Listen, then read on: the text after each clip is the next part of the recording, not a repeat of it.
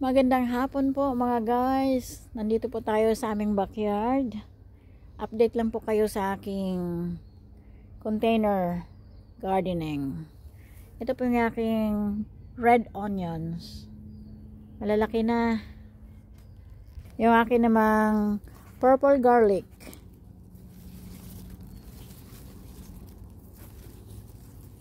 In 3 months time po, mag-harvest na po tayo dito.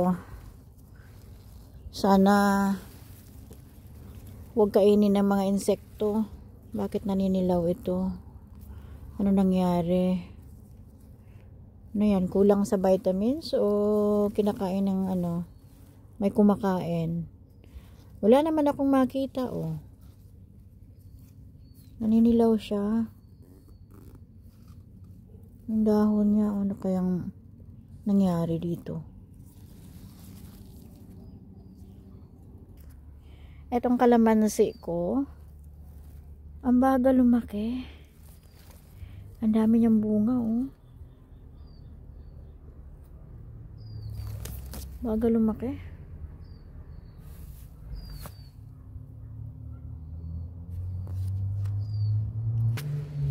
Ito po yung mint.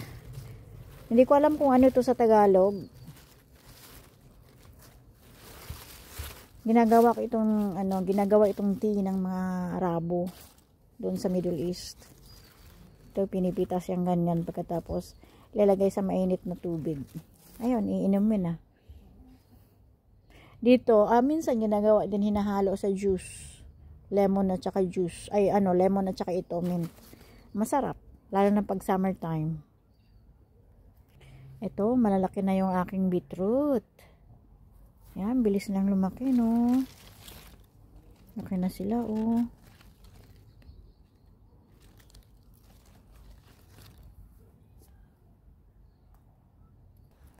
Ito yung aking cabbage, malalaki na. Ito, oh, malaki na. Malapit na mag-form ng bilog dito. Makikita mo, cabbage talaga siya. Ang bilis niya lumaki, palibasa taglamig. Diba gusto nila malamig? Diba winter plant ito? Winter vegetable itong cabbage. Kaya yung mga summer vegetable ko naninilaw. Mantalang ito, ang ganda ng tubo nila. Ang bayabas ko naaawa ako kasi naninilaw. Ito yung dahon nila. Ganito sila pag winter time. Namumula, parang maroon. And then natutuyot sila. Ayan oh.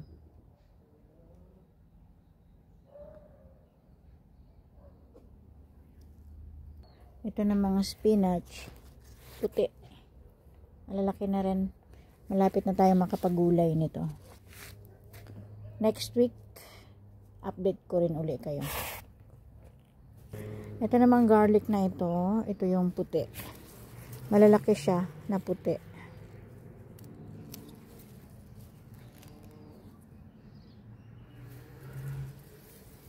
Mga ano na to eh. 3 months na to. Malapit na to. 2 months na lang ito eh. Harvest na. Pero palibhasa ay naabutan tayo ng winter. Medyo tatagal ito bago natin may harvest. Ito, nilinis ko to eh kasi marami siyang insect. Ayan oh. Tira-tira. Kinakain nila talaga. Ayan. Meron siyang uod, mayroon siyang nag-iwan ng bakas yung uod. Yung niya, tae. Ayan. Ayan siya.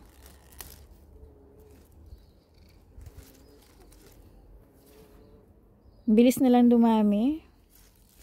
Hindi lang ako nakabisita na ilang araw kasi na-busy po tayo. Ayan na.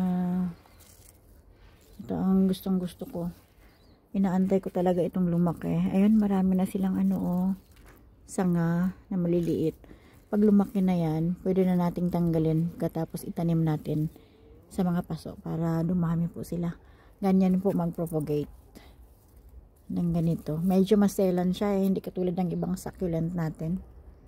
Ito yung mga pananim ko last week o 2 weeks ago na yata. Hindi ko alam kung makakasurvive ito. Ito yung dwarf na Canna Lily. Excited pa naman akong makita kung anong kulay ng bulaklak nito. Maliliit po yan. Hindi yan lalaki. Kasi dwarf daw yan. Binili ko sa kapitbahay. Ito parang mamamatay eh. Ito oh.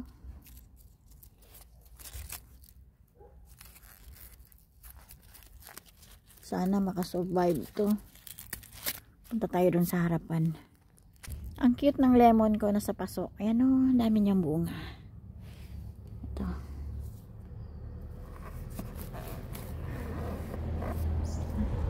Naninila yung talbos.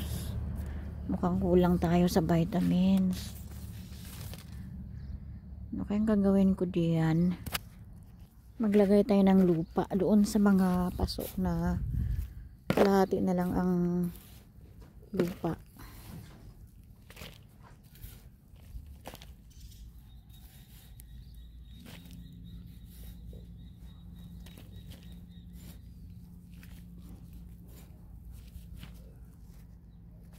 Ito ang lalagay natin ng lupa kasi oh parang kalahati na.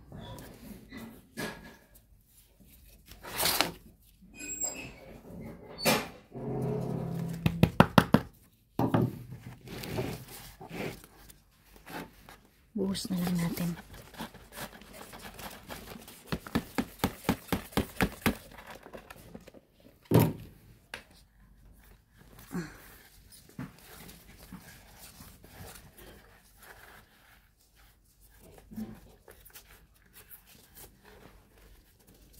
Ayan. Dami na uli. Matabang lupa po ito. May ano to, may sheep's manure, may cow's manure, may horse manure, halo-halo. Ito sana lumaki ito. Gusto ko to. Malaki yung dahon. Ayan guys.